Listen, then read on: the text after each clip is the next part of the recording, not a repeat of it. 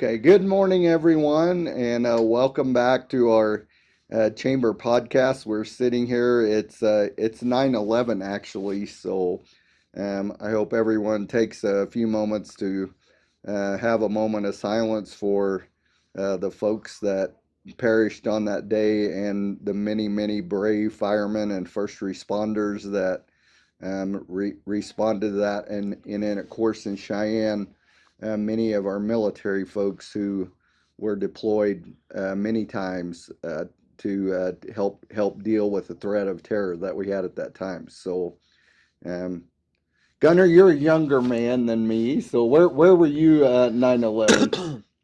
Yeah, so I was a senior in high school. I didn't start school until 10. And so a friend and I were having breakfast, saw it, and went into school at 10. Went and found my little sister because Kirsten was at Central at that point too, and went and checked on her in her classroom. And we all kind of were just glued to the TV all morning as we watched everything kind of unfold. And so, yeah, very vivid memory of that morning for sure. Yeah, it was a heavy day on for a lot of Americans, right? But and I saw an interesting quote today. It said, you know, how do we remember 9/11? It's by remembering the people we were on 9/12. Yeah, And I thought there was a lot of wisdom in that. Well, here we are many years later, and we still have issues in the world, right? certainly. I think we are talking today a little bit about courage, and as an elected official, how do you view courage in your job as you tackle maybe in your business life, in real estate, or certainly as a county commissioner? How do you think about courage, and what do you think we need to be thinking about as a community as we move forward? Yeah, I think it's for me. Obviously, you're going to make decisions that parties are going to be unhappy with, 50% or more or less, but nobody's ever completely happy with a decision that's made either in business or as an elected official. And so I think it's really about having that mindset of doing the next right thing and making the next decision based upon what you believe is right and the information you have at hand. And knowing that in the end, while some will be potentially upset, having the courage to accept that, and knowing that what you're doing is the best for the community in the long run. And I think that's kind of the tact I've tried to take. Um, in decision making, obviously, there's been some decisions over the course of the 6 years. We had a pandemic in there that have resulted in unpopular choices and decisions by government officials. But I can tell you that I was always able to sleep at night knowing that I made the decision based upon information, honesty, and a true belief that I was doing the best for the majority of citizens. So as we look forward in Cheyenne and Laramie County, we're going to have some courage for the future.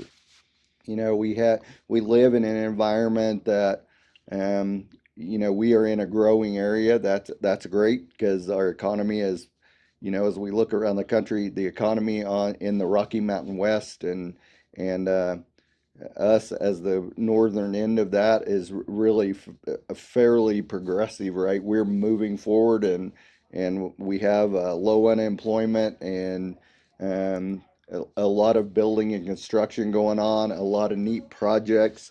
But we have some different views about what the future should look like. So, for you, what does the future? I mean, as a younger guy, and you've got a young child, Yeah. and when you and your wife are sitting eating dinner, what does a good future for Cheyenne and Laramie County look like for you? Yeah, I think obviously, buzzwords like responsible growth and all of that are key, but it's the ability and willingness of our community to continue to exhibit that courage that we have for the last 20 years and take risks, right? There has to be calculated risks involved at all levels, from the business community with investment to government officials and decision making, but calculated risk and investing in ourselves and the courage to do that, because I think it's going to become even more difficult on a state level to rely upon the help that we've had from the state in achieving our goals, just given the makeup of the legislature. It's going to require us to double down on that courage that we've had to try things a different way. And I mean, we've exhibited that for 150 years. The state of Wyoming has kind of predicated and grown itself based upon that model of people coming here to try something different, to start a new life. And we have to be open and willing to that change that'll be required um, to continue to grow, right? We can't do things the same old way. I also think it's going to require the courage of elected officials to not be worried about being reelected, right? If I make a decision based upon if I will be reelected, then I shouldn't run. I should make decisions based upon what's best for my community right now. And that's something that I hold very dear in all of my decision making is not caring about how the echo chamber of social media may react to a certain decision, but how it'll impact the lives of all 100,000 Laramie County residents that I represent today and into the future. So when we talk about the future, I mean, we've got some things really going in our direction, right? We have, um, Cheyenne Leeds and Betsy have done a nice job with some of these data centers and even crypto companies, right? A lot of that tech um, desire for business that we've had over the years. Military has an increased presence. It's going to be rebuilding the Sentinel missile system.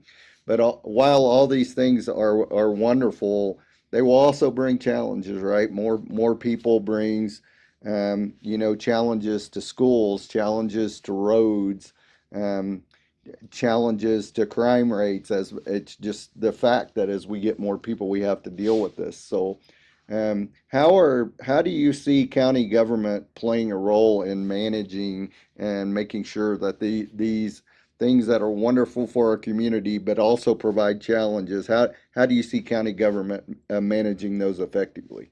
Yeah, so it requires obviously a balance of understanding what we're bringing in and what it actually adds to the community. So for a long time, there was this thought about all jobs are good jobs, right? You Right. know, and you and I have talked about that a lot, and that's not completely true. There are jobs is good, employment, high employment is great, but we don't have enough workers for the employment we have currently. And you want to make sure that the jobs you are attracting and growing in our community are ones that are sustainable and a net positive on the community. I think there's also going to be a shift and a real kind of burden for us addressing those governmental needs of police, fire, roads, school, and education with talk of tax reform and how that looks and how that plays out across the state. We're the fourth lowest property taxes in the United States. Like, that's a fact. The three above us all have a state income tax. I don't think anybody in Wyoming wants a state income tax. I think that historically, Laramie County government has been very fiscally conservative. I don't believe that there's a whole lot of fluff in our budgets, but been able to get a surplus by budgeting correctly.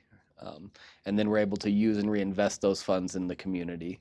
But when you talk about looking at surpluses and giving it back to all the people, well, when you have a state of 600,000 people and you start doing the math, is the money that you can give back to folks going to make a difference as much as being able to invest that money in a sustainable future that pays for generations and generations? And so I think having those conversations locally and at a state level is going to be very critical to achieve those goals of continuing to provide fire, police, education.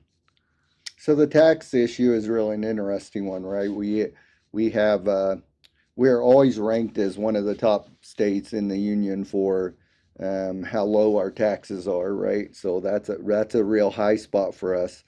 Um, but you do hear some of this, some talk in the legislature to cut taxes even further. And I ask people about that. Well, where is that money going to come from?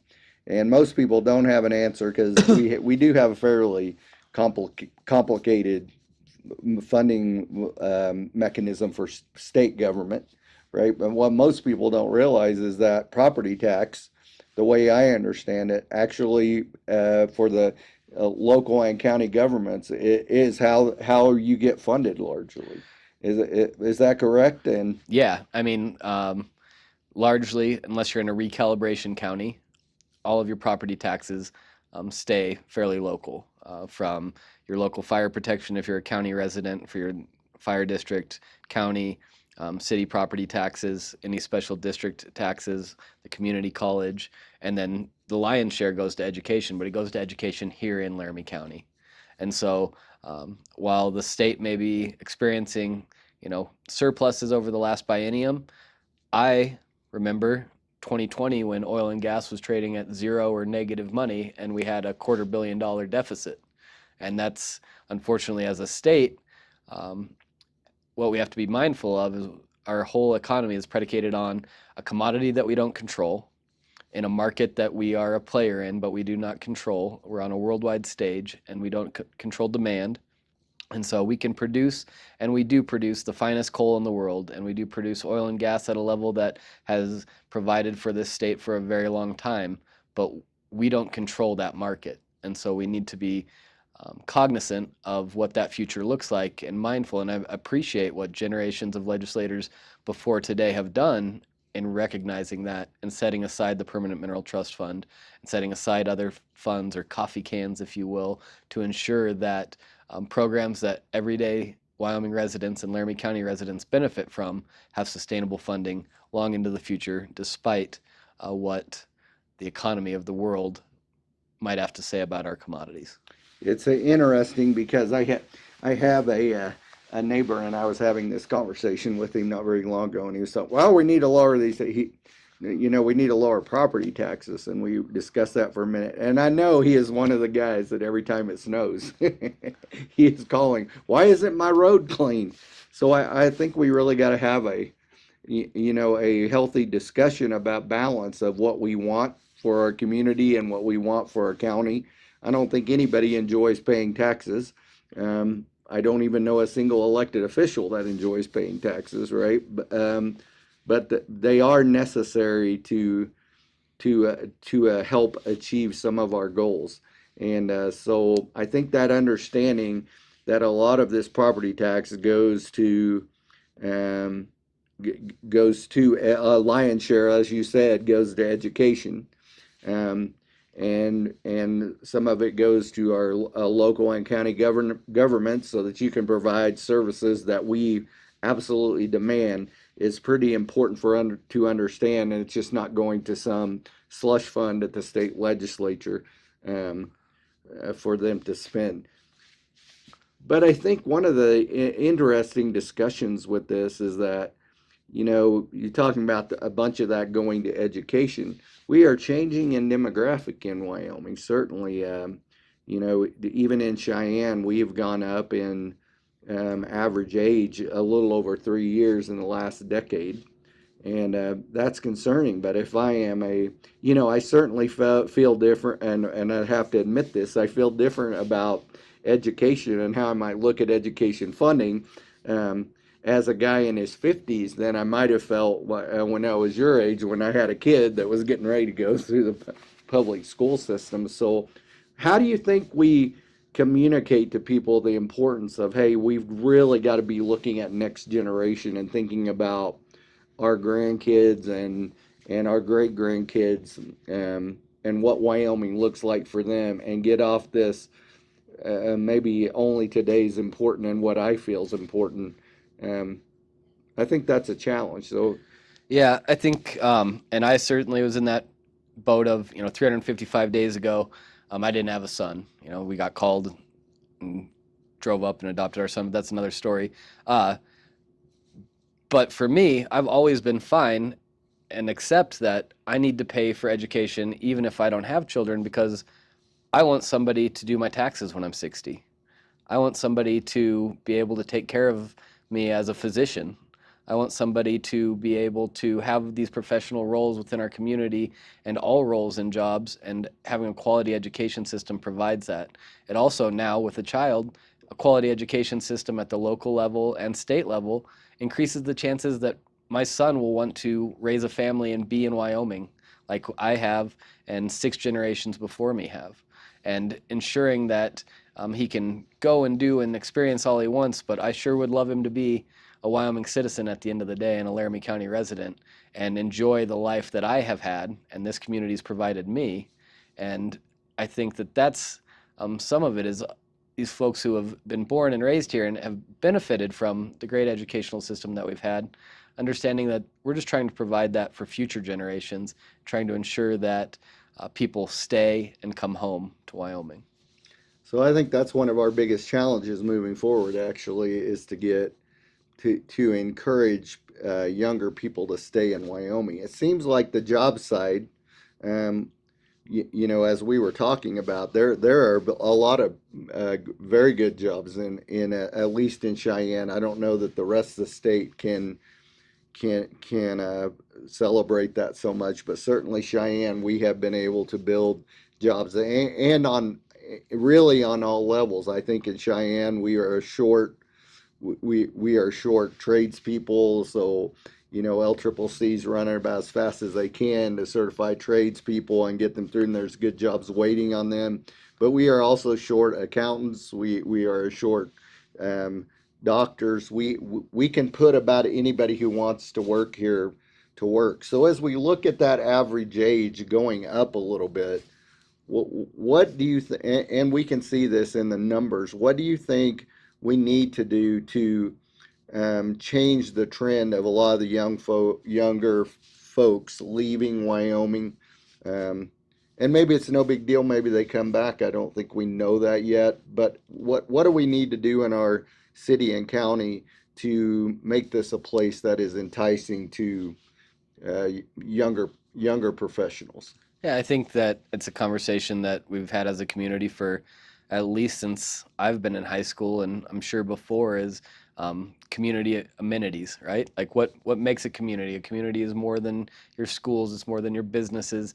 It's what your people can do in the evenings and weekends, and we've done some good things. I mean, the depot, sitting outside the depot plaza, all of that type of thing. But when I drive through small towns in Wyoming and they have a population of 2,500 people and they have a recreation center. And I come back to Cheyenne and people ask, why don't we have a recreation center? We've tried 3 times, right? I've had people tell me that if I put a recreation center on the 6 penny ballot, they'll never vote for me again. And I've had people tell me if I don't put it on there, they'll never vote for me again. So it's back to that courage to try. Communities change, right?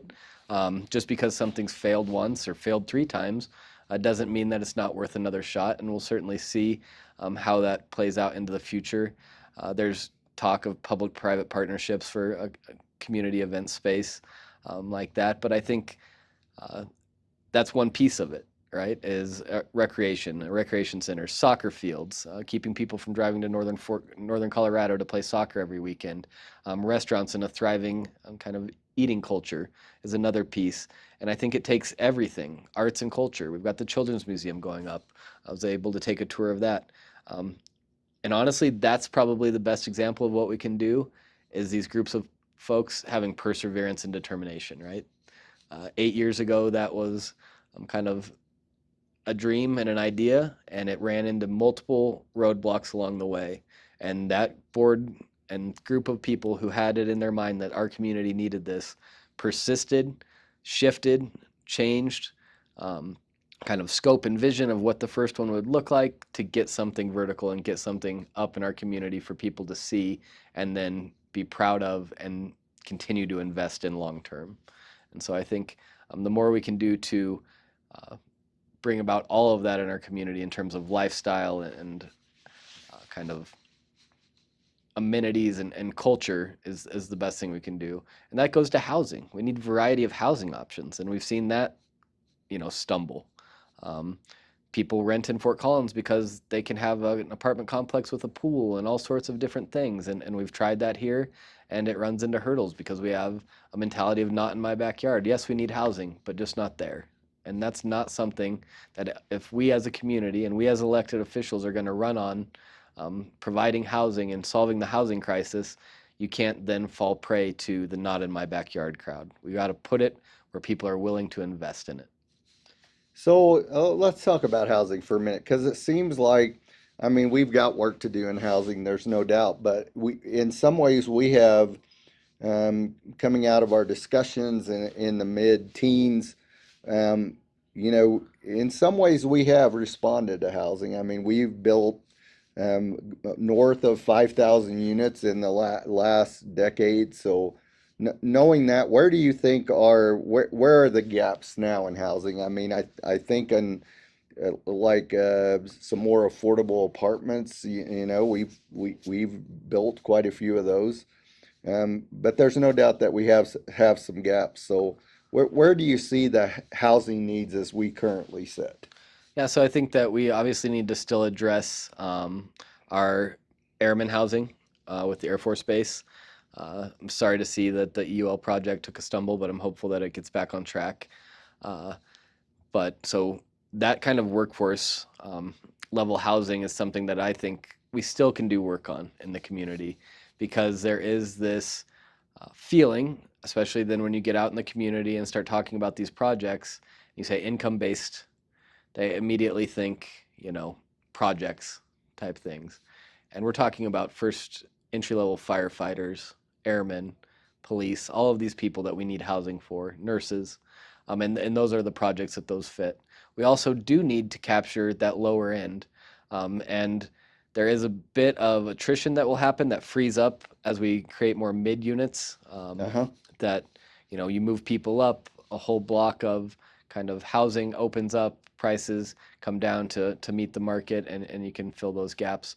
But I think it is a whole kind of gambit of it's not just one sector. We have to look at how we can move all of them, and then that has a stair step effect with all levels of housing.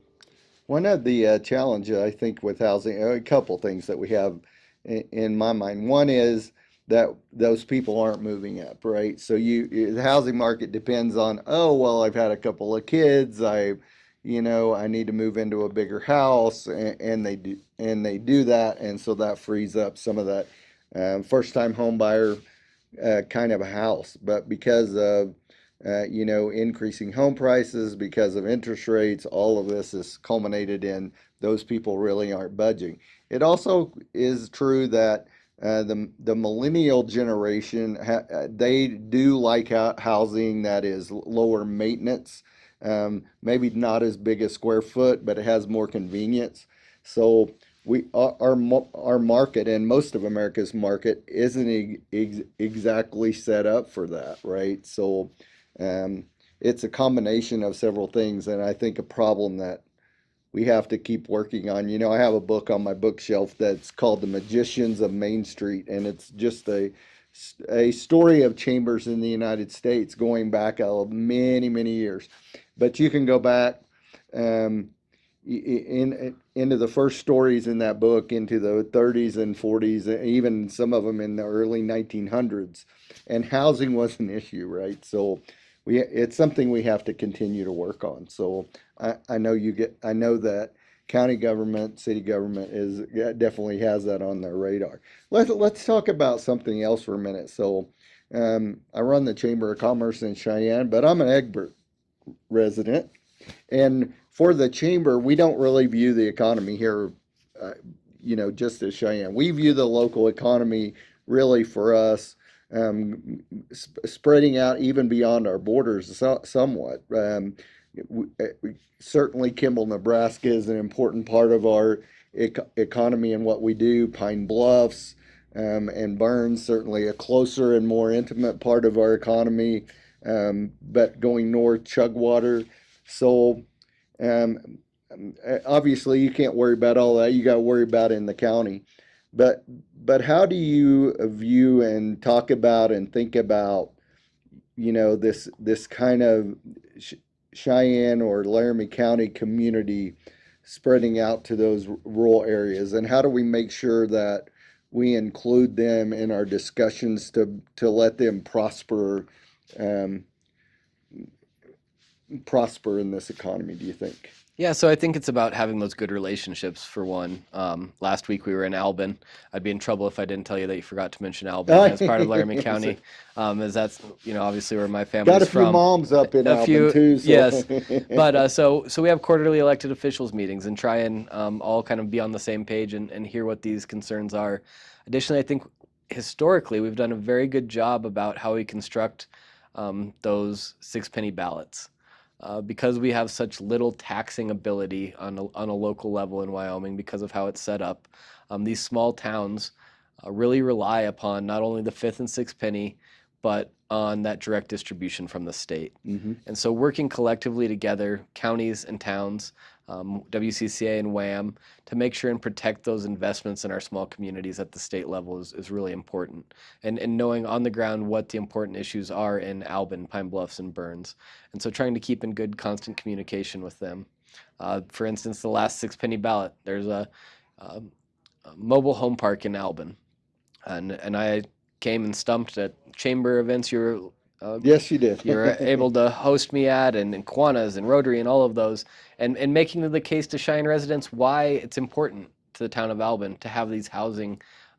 They have housing needs just like Cheyenne does, and they will continue to have those. And it's just predicated on a different economy. It's on a migrant workforce and agriculture as opposed to what we see here in Cheyenne. But small towns really have a lot of the same problems the city of Cheyenne does, and finding that common ground and relating and seeing where we can work together to solve those issues. I think Pine Bluffs has done a good job of kind of looking for ways to expand their community, expand their economy in some different realms. But I think it's just those partnerships that are really important. I do want to go back to something though you said about the property tax, or not the about the housing issue and about folks not moving up. So there's been a lot of talk about using the acquisition value as a, a model for property tax, and I have a real fear on that based upon what California did when they did that. So what you see is people don't sell. So you're already talking about people not moving up. So when you have an acquisition value, somebody might be paying taxes on a home that they paid $75,000 for in California in 1963, and it's just become a rental because if they sell it, then the property taxes will go up. But instead, they're paying virtually nothing on a $2 million home.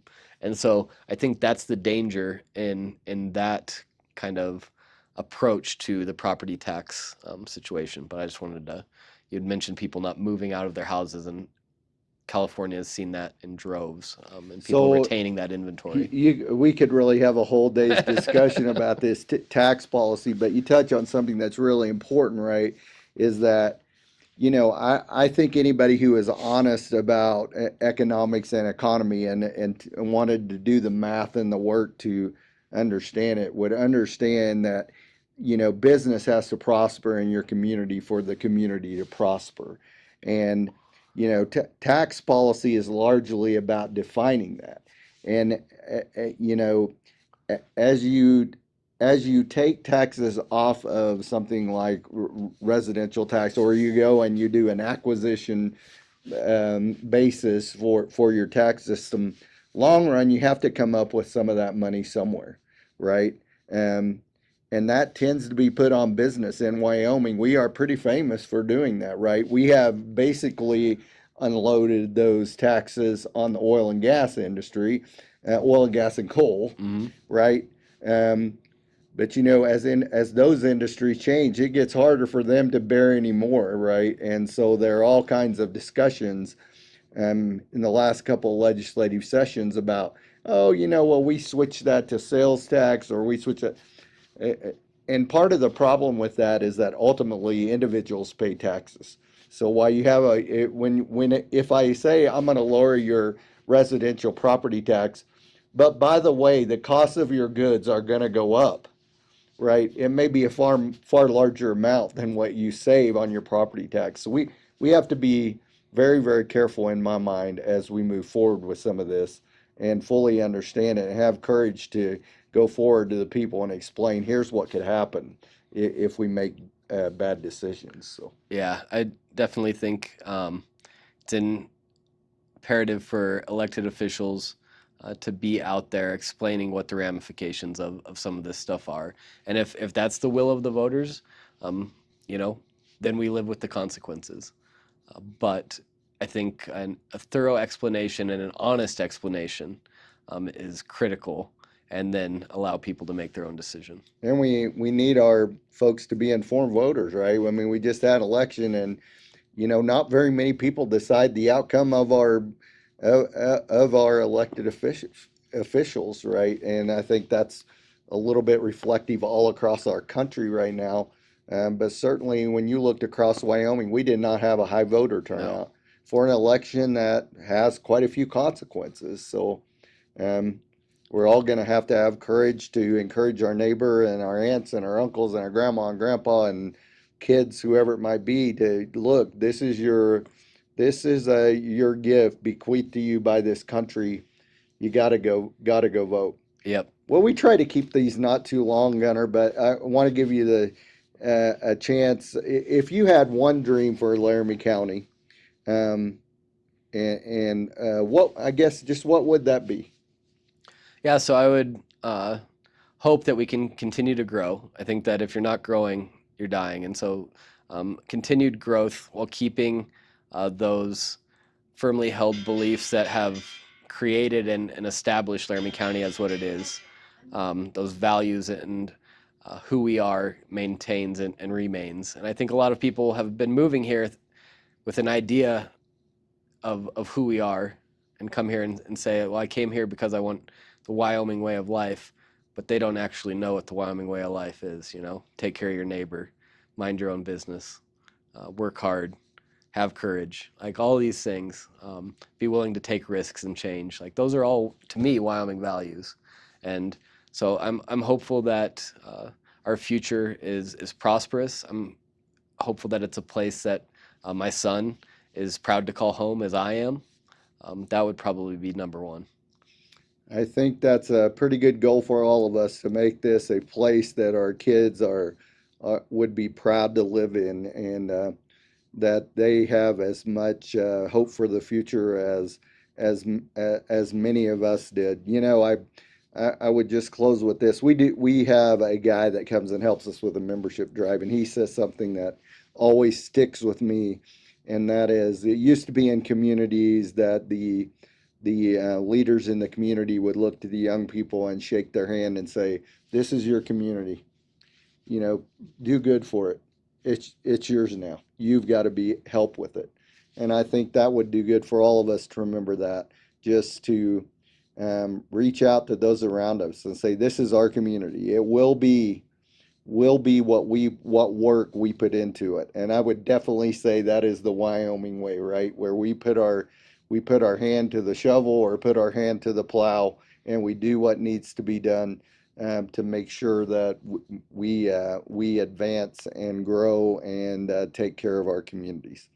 Certainly. And earn it. I would just remind you that it is 9/11, and I think you'll get this on 9/11, maybe not till day after, but it's always important um, for us to remember that, not just about our community, but about our country, and how lucky we are to live in a wonderful place. In my view, the greatest state and the greatest nation on the face of the planet, and do our best to take care of it, and do good. Do it over and over again, and everything will come out with the sun shining. Thank you very much, everyone. Um, Thank you for joining us for another Chamber podcast.